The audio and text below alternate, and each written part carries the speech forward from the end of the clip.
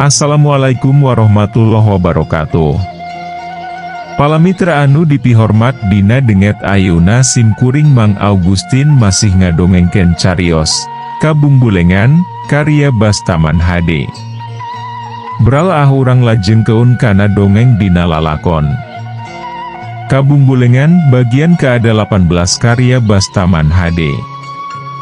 Penerbit sareng tahun terbit Pustaka Jaya, Bandung, 2013.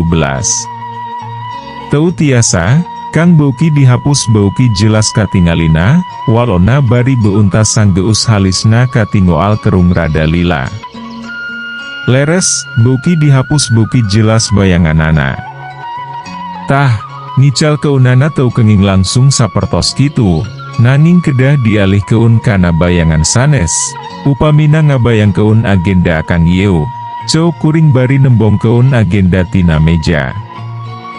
Sok diura bayang keun Dewi jam teras ayeuna bayang keun agenda. Sakedap. Kang, antin megat kalimah. Ulah agenda.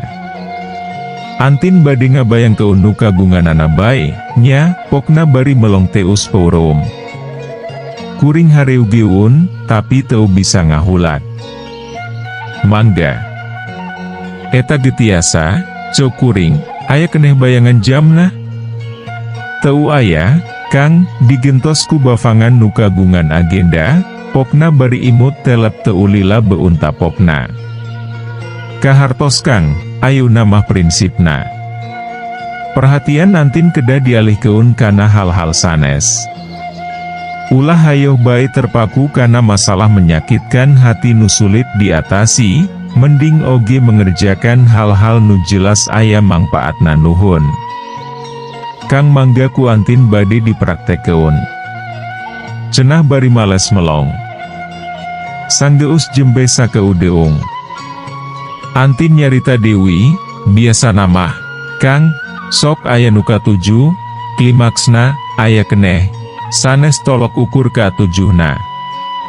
Ayeuna kuring kagiliran nu ngahuleng, asa-asa rek nyarita, sabab ieu mah sanajan penting pisan dina raraga ngajen ketahanan rohaniah tapi leuwih sensitif batan nu samemehna. Tanya keun entongnya, cau kuring nah hate kawasna antin bisa neguh kuring keur asa-asa, da teu lila mere pangrojong, taros keun bae, Kang, apan antina getos siap. Pokna bari imut. Sanggeus sarongjongan mikir, akhirna kuring lahan. Mangga. Nanging punten ieu mah pribadi pisan sareng sifatna spiritual nu sesah pisan ngukur mah. Patarosanana perkara religious life nyaeta kualitas sareng praktek ibadah job, kumaha katingalina ku antin. Punten pisan, kuring sanduk-sanduk. Antin ngahuleng bangun nu nimbang-nimbang.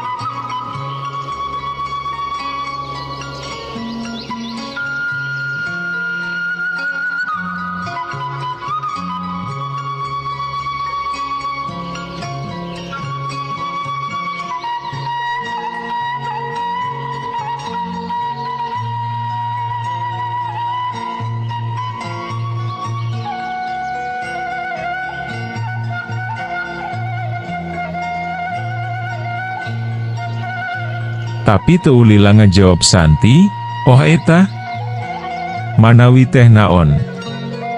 Leket pisan Kang, netepan tarakantun, saum getamat-tamat bae. rajin nalah buku-buku agama sareng sering ngahadiran ceramah agama atanapi seminar nuaya patalina sareng keagamaan. Nanging eta teh waktos nuju di Indonesia. Tos di luar negeri mah satik-satik ngawitan luntur, netepan gebelang betong, ironisna kalebet ayuna di Qatar di negara Islam. Punten, dupi antinnya lirah?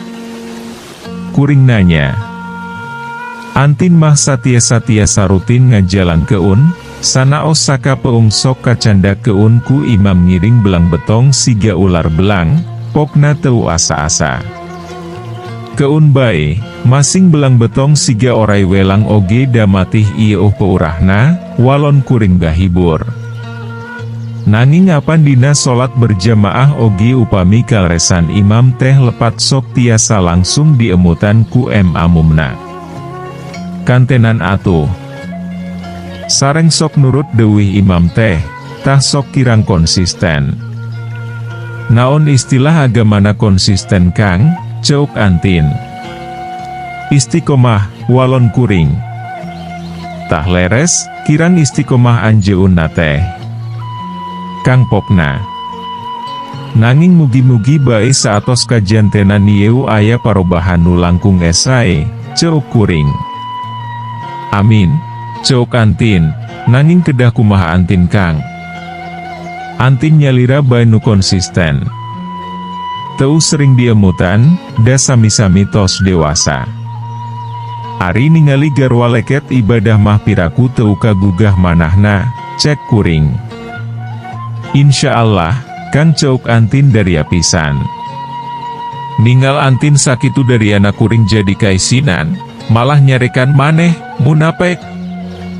Rumasa sorangan ge, najan sabisa-bisa tara ninggal keun solat, tapi ayeuna mah apan keur gali deur kaun teupan resep keaklian Antin Sri Prihardini alias Mever. Jawab Johannes Plete. Dina akhir konsultasi kuring ngebrehkun pangrojong ka Antin sangkan Antin antep tur sumanget enggoning ngabebenah jeung ngawangun kulawargana di pangumbaraan. Atuh Antin sorangan nganuhun keun kana pitulung kuring nu cenah geus ngajait tina mamala jeung ngareng sekekeun masalahna. Ibuna gecenah nganuhun keun pisan ka kuring. Sedeng kuring sorangan sama sakali teu rumasa milu ngareng sekekeun, komo ngajait tina mamala mah, da Antin sorangan apa nu manggihan jalana. Antin, lain kuring. Kersana Allah Subhanahu wa Ta'ala.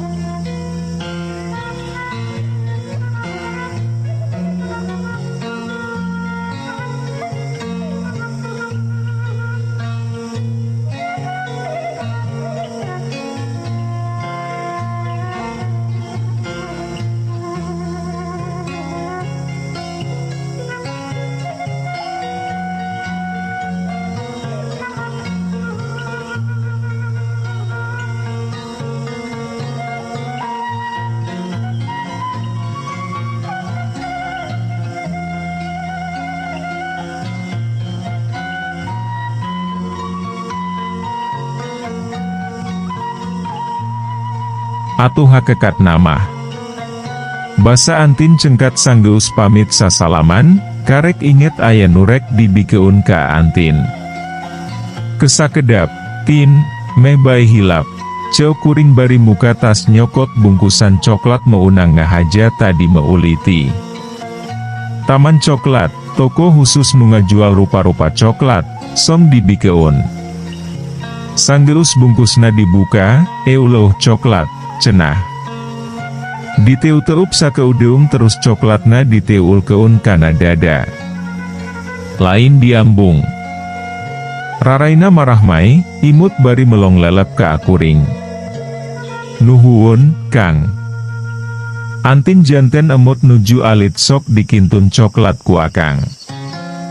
Sok ajag-ajagan bakating binga harita teh, pokna. Ngaha atuh ayeuna teu ajrag-ajragan, ceuk kuring. Disangka pasien kabur ti rumah sakit jiwa atuh ajrag-ajragan mah, cenah bari nyeule ukeu teu krangu. Momen sajorelat satik Patri mungkas periode konsultasina. Kasono nu nyosok jero horeng sirna sanggeus tepung mah. Rasa marudah jeung marojingja oge robah jadi leuwih ayem teu guligah kawasa memehna. Ngan ayeuna mekar rasa anyar nyaeta nineung, ngarasa leungi teun hiji pribadi nu dipikanya ahtur mawarasa bagja mun pareng tepung. Kabogoh? Lain. Asa leuwih luhur tur leuwih lemes batan saukur bogoh. Bogoh mah sok loba patalina jeung pesona ragawi, ngahudang birahi jeung hayang ngamilik bari nahayalan hayang kitu hayang kieu. Ieu mah asa jajoheun tina gambaran kitu. Nuayangan rasa kagum kana kalewihanana jeung ngamalum kana kakuranganana.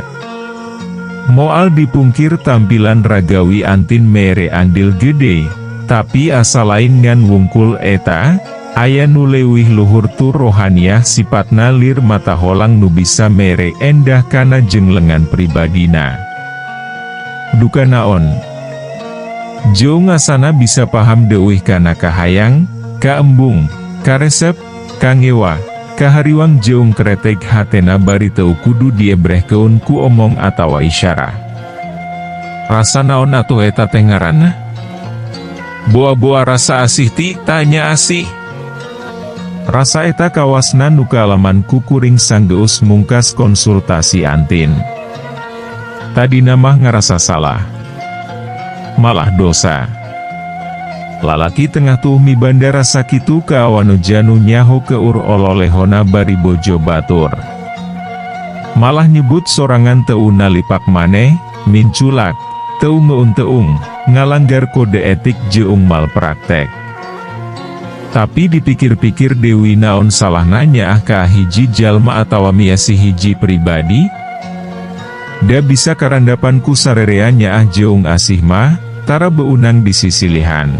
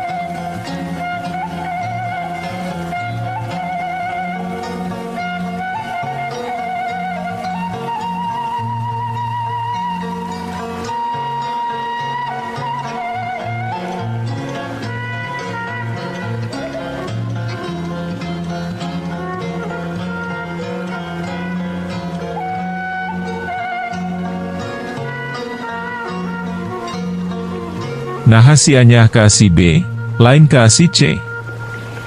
Misteri kahirupan eta mah. Apan dina mitologi Yunani oge dewa Kupido nuboga gawena oge, dewa mirupa budak badeur mamawa gondewa jeung jamparing. Gawena mentang-mentang keun gondewa sadaekna, belesur-belesur jamparing-jamparingna suat siat ka amana-mana. Saha baenu katiruk bakal katarajang galingging panas tiris alatan gering. Bisa ngarandapan kitu. Eta nuka pikir kukuring sabada mungkas konsultasi jeung Antin kamari. Duka bener, duka ukur popok rolan pikeun ngaabsah keun diri neun-deun hate ka Antin. Alhamdulillah. Sanggeus kitu mah perang batin nu tadina ngalantaran keun marudah robah wujud jadi leuwih ayem, nyaah jeung ninung nu salawasna ngajak Anteng ngarasa keun endahna asih. Pu Kemis rengse ngajar jam 10.30 asa hayang nyorangan.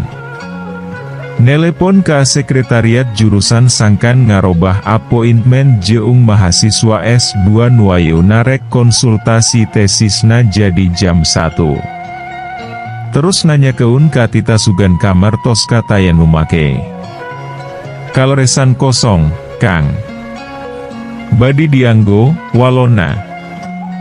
Dianggo ku akang nepi ka jam 12, nya. Hayang jongjon mariksa naskah buku, cekeng. Mangga, engkin pantona dibuka ku barudak, cenah. Barang datang, kamar Toska pantona geus teu dikunci, bus asup, kuncina nogel di jero. Kawas biasa kamar teh geus rapih bersih, AC geus dipasang. Dina meja aya cai herang tiis sagelas gede, na meja leutik beh katuwu aya bokor cai eusina kembang malati ngarambang, seungitna saheap apalaun titamah kuring teu upati resep make pewangi ruangan semprot sok asa liur. Mending gemake kekembangan asli nu subur marakbak di Taman Batan jadi korban iklan produk pewangi nu matak ngaganggu saluran napas mah. Sanggeus diuk tumanina jeung ngaregot Ciherang, naskah buku koreksiun ti penerbit teh dikaluarkeun tina tas digolerkeun hareupeun, bolpoin jeung supidol luhureunana, terus ngaluarkeun CD player, masang CD, volumena dileutikan saetik, cetrek, ruangan Toska diasrian ku hawar-hawar, jentreng kacapi, gelik suling jeung patengtongan rincik mirik galindeng neneng dinar maestro tembang Sunda nu kawentar. Der ngoreksi draft naskah pi bukueun, nepi ka akadenge aweuhan adzan ti masjid kampus teh geus rengse leuwih ti satengahna. Jejem pisan asana digawe teh, lantaran pikiran teu cus-cos kawas minggu tukang. Aya eta geus sakolebat Antin ngalangkang nembongan, tapi gancang pikiran teh dipuseur-keun Dewi kana naskah hareupeun dibarengan ku grentes hate ngadungakeun Antin muga aya dina panangtayungan mantena. Dua poe Dewi Antin, Rike, Andika jeung sarimbit rencanga bakal ninggalkeun lemah cai nyampiung ka tempat nu jauh pisan, doha ibu kota negeri Qatar. Muga diraksa dijaring salamat nepi ka anu dijugjug. Najan rada era nyarita keunana, balaka kuring harita ngadunga teh bari cari nakdak. Heu, waktosna seet. Caak hanca. Urang simpen di handeuleum sieum paragi nyokot ninggal keun, enjing sampeur Dewi, hapunten palamitra kanggo nyumangetken sim kuring, Mang Augustin ngadongeng teh, nuhun keun di subscribe. Di like sareng di share, manawi masih aya keneh nu resepeun kana dongeng teh sadayana 32 episode, supados teu kakantun carios salajeungna. Mangga permios.